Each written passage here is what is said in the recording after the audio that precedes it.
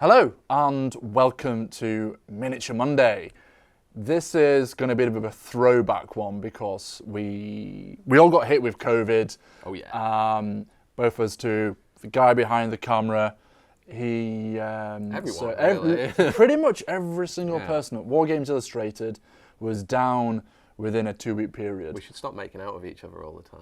I wasn't even in the office when all this happened, so I don't quite know how I got it at the same time as everyone else, but it happened. Don't play innocent with us, man. So here we are. We've done a bit of a throwback to projects which I worked on over. It must be about 3 months since I worked on some of these. We've not been able to kind of catch up and chat about things as much. So yeah, there's a variety of cool things here. Some of them are already been in issues of the magazine. Some will be in future ones. So being in. Not to, being to, in. to come at some point soon. Yes. So yeah, we're just going to have a quick whistle-stop tour of these, and then we're hopefully back on schedule after this with our normal Miniature Monday off. Hopefully. We'll get hit with diarrhea or something, which the entire office. And then like fired from a gun. Okay, so first up, let's discuss these little chappies who are particularly old miniatures. They are. And there's a lot of pressure painting these because of the actual owner of these. It's Dan, the editor. Yeah, so these, we tasked you with not only painting them, but doing these cool little curved backdrops for them. So first thing, let's talk about the backdrops first, and then we'll discuss the miniatures as well. So the backdrops were actually a bit of teamwork between myself and some and yourself, and some of the individuals at the magazine as well. And essentially what I did was I just created a curved backdrop out of plasticard, filled in the sides with milliput and filler, sanded it all nice and smooth, sprayed it all black, and then it was kind of over to you, wasn't it? Yeah, we got to our sort of stock photo sites and found all kinds of different elemental representations, and you just picked these ones out of a few selections. And primarily because they match the actual colour of the miniatures, which I was going to be working on. Yeah, I mean, to some extent you mimicked the colours of the backdrops and worked some of that into your paint schemes, didn't you? This is all covered in an article in the magazine, and we've got some stats for how to use these in games as a silver bayonet as well, and they're all super hardcore and nasty and probably going to kill your units. So but they should be the elemental gods, ultimately. You shouldn't walk up to them and one shot with a musket and down they go. That would be quite disappointing. For sure. Yeah. So yeah, you did some interesting things, like you approached the highlighting on the Earth one with quite stark, sharp highlights, whereas maybe on some of these other ones you did softer painting, which I thought was cool. Yeah, so just to go with what you've just pointed out, on the Earth elemental one, sharp highlights, bit of texture on there so it wasn't straight line edge highlights, represent cracks and chips, that sort of thing. Probably the most challenging one to get the texture out was the water one, because obviously you have the foam, the froth on the tide aspect of it, and creating that kind of hard edge that you get with that. But at the same time, it's water, it's fluid, and you don't want it to look too rigid. So that was quite challenging. It took a lot of glazing, a lot of building up different highlights and then blending back down. That one probably the most time consuming of the four, actually. The wind effect one, that one was, again, it was about to try and create that idea of motion, so lots of swirls and lots of stripes ultimately, and then you blend that back down into it. And speaking of what you referred to, when I draw the colours of the backdrop into the miniature, principally the one I did that one the most on was the cloud one, where I used some of the yellows and pinks, so the kind of gentle hues. On the belly it's really visible, isn't it, on that one? I like that bit. Yeah, I don't want to lean too much over. I mean, I've not got a ball patch going on there, but I still, you don't want to see the top of my you just don't want to see the top of my hair. So that was an intriguing one. And then on to the grotesquerie of the fire element. Then the fire element one was a particular challenge. It's a strange miniature in the sense that it's clearly a demon that's on fire. But it seems to have this plumage of smoke emanating from its upper back, not even its head. It's really odd. But that's the joy of painting older miniatures. They sometimes don't quite make as much sense as you might think they should. But it was good fun, and I really wanted the flame effect again to match the flame colour of the backdrop. So that's why I just kind of tried to match the orange colour in there and keep the warmth And you did the inverse paint so that the lower points are hotter, which is always a bit of a It's a weird one. But it's a bit of a mind spin. Every time you paint flame, it's the reverse of how you usually go, where it's the cooler, darker colours at the core, the recesses, and the lighter, warmer colours at the apex, at your high points. Flip it round, and that's how you paint fire. Yeah. It's a mind spin every time you do it. But yeah, there's more on that in the article. So moving on from elementals onto Beasts of War, which was our previous issue's theme, 412. And you painted these camels. I did. So not only did I paint the camels, I painted elephants and a whole host of other really intriguing bits for that issue. Yeah, we should have already done a video for the elephants because they're very cool, but we'll get that done. We'll come back to that at some point. So in addition to elephants, like we said, we've got camels, lumpy spitting horse people, people, ships of the desert. What else are they known as? Soldiers of the sand. Soldiers of sand. There we go. Might be making that up. I think potentially I'm going to go with it. It sounds fun either way. But these are from North Star, right? These are from North Star. Lawrence of Arabia themed things. Yeah. So yeah, this is Lawrence of Arabia, and this is a companion of his. And these were great fun to work on. I've never painted a camel before.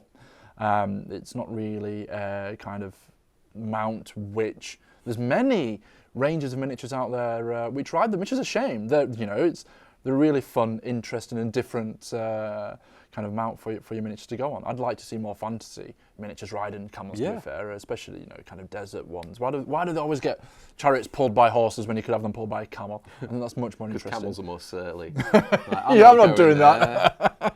There are some interesting bits in the article about camels at war and stuff, and particularly sad that sometimes units would dismount from their camels and then use them as cover to fire from behind. Oh wow, that's pretty brutal. But yeah, more about that in the issue. Yeah. So it was just a really fun project to work on. Obviously, painting Lawrence of Arabia, he is a bit of a legend, obviously. Yep. And I did use the footage from the film as inspiration for it, with a slight hint of looking at historical photos. But obviously, you don't get that colour element from the historical images. So the film itself was the main guide. So the kind of pattern on the saddle, I suppose it'd be called. That came from the film. But yeah, great project to work on. So coming back to the elements issue, and this is a project that was based on the cover art, but also using the free frame that was available in that issue, is these two little commandos storming the beaches of, I assume it was Normandy. It was, the artworks of Normandy. Yeah. So this was a challenge to do, and in part because we picked up this hard water resin, clear resin from Deluxe Materials. Solid water, it's an epoxy resin. You mix the two together at roughly 2-to-1 ratio, and it hardens over 24 hours, and then you have hopefully a clear resin. Yeah. Couple of issues with it which were challenging. One was when the resin, when it dried, there was quite a large curvature on it, which we had to address. There was a lot of filing, sanding involved in that process, and I could have spent 6 months sanding it down to almost a glass-like finish, which sadly time was against me in that one. So I ended up having to sand it down and then gloss varnish very quickly. And thankfully, I was going to make wave effects anyway, so I used them making waves product, mixed with a little bit of white paint, and kind of slapped it on in a wave-like pattern. So that hid some of the sins. It hid some of the sins. Yeah. So that was great in that sense. One positive thing of the kind of the inverse meniscus, I suppose it's called, which occurred, was that the water crept up the legs of the miniatures, which is perfect because I was able to use this to create a water effect almost lapping around the miniature. So in a kind of crazy way, I would probably say the challenge aspect of the product actually benefited in one sense. Yeah. So, sometimes you win some, you lose some, don't you? With stuff? I think we sort of decided that if you had had more time, you could have done thinner layers of pour, and that might have reduced that rise a little bit. But you have to wait 24 hours for each layer to dry before you come to the next, and then by that point, again, the project has taken 6 months to work on. Which is not allowed. It's not allowed. Sadly, it's not allowed. I mean, obviously for you guys, it might be.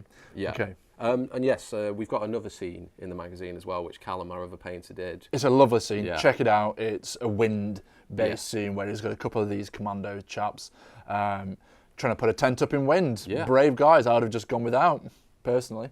I think maybe they had already put it up. But it was deciding Put a hole go in place. away. Yeah. Perfect.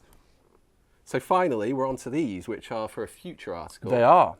And these, they're vampires, actually. Savage vampires. vampires for Frostgrave, but we're using them in something a little different. Yeah, it's like based on the Arabian Nights and reinterpreting that. It's for one of the Rampant games by, it's being written by Gianluca Raccigani, who actually did a Crusades modification to Lion Rampant about a year ago. Okay. So yeah, he's re-examining the Arabian Nights and kind of what-ifing, and we've got these ghouls. These are ghouls, and they're big. Obviously, they're big, they're huge, and from the kind of art, obviously they're not real, but from the mythological artwork, they are real. These They're are right probably even small for 28mm. These are real. These are real. They're real. Okay, they're real. And they're very distinct from European ghouls, which is what I've discovered whilst working on this project. Obviously, European ghouls are kind of gnarly, undead, drab. Yeah. Arabian ghouls are enormous, brightly coloured. They might run around with a tree to bash you with. The artwork of these represents this sort of thing. They are truly terrifying. So these were picked by, what's the guy's name again, sorry? Gianluca Raccigani. Gianluca. These are picked by Gianluca as the ideal miniature within which to represent the ghouls. Yeah. But you've slightly converted them because it's the same figure twice. And it is the same figure twice. We didn't want them to look like, not just identical twins in the sense of, but we just wanted to give them some distinct elements to it. So got a pair of clippers, twisted the head on this one so it was looking a different direction, resculpted the ears so that the ears flow more with the miniature given the way the head is pointing. Took the horns off that one as well. So I added the horns. Oh, you added the horns? I added the horns onto one, yeah. See, that's how effectively I did this. He didn't even know that he presumed I'd remove them. And I reshaped one of the arms slightly as well and resculpted the shoulder so that it was just again a bit distinct. Colour-wise, you like yin-yanged them, haven't you? Yeah, I went for like a negative, an inverse of one. Myself and Dan, the editor, we quickly picked upon a couple of colours we wanted to go with these, and it was like quite a vibrant green, and then this pinky, fleshy rat's ear almost tone for the other one. And then so I started painting one, and it just occurred to me actually the most intriguing way to go about this would be to flip the colours. So where on the green one I had the pinky for the tones and for the ears, so for for the details, flip it around so it's a pink body with the small details like the elbows and the ears being the green. Really fun project to work on. I really enjoy painting projects such as this where you get more freedom. You get a bit more freedom creatively from an artistic sense, and it's always nice to paint gnarly flesh where you can stipple texture on and have a bit of fun. And it's always nice to paint really crazy, psychotic looking faces. Yes. Like these guys really do have. They look quite intense faces, don't they? Wouldn't want to meet him down a dark alley. Down a dark That's how it's got desert. To be said. Down a dark desert, yeah. There we go. There's still alleys, I think, in Arabian Nights. Lots of buildings close together. Potentially. These won't fit down any alleyway, though. No. Should have put smaller bases, cavalry bases. Yeah. I think we may actually trial these against 15mm miniatures. They might be at the right scale. Yeah, weirdly, they are really gigantic in, I was going to say the history. In the history. mythology. Yeah. No, actually, they're real. They're real. Yeah. They're real. Cool. Excellent. There we go. So these are just some of the things Mark's been working on recently. There's a lot more to come. We're back on it now, hopefully, and we're not going to come down with any office-wide illnesses. So should be more videos every week. Lots of projects that you've been doing, some good stuff to come. So yeah, like, subscribe, and comment if you've got any interesting feedback or if you just want to tell us we're idiots, which we always appreciate. And we'll see you in the next one. Bye. This video has been brought to you by WI Prime, Wargames Illustrated magazine's online members club. View more videos or find out more about WI Prime by following these links.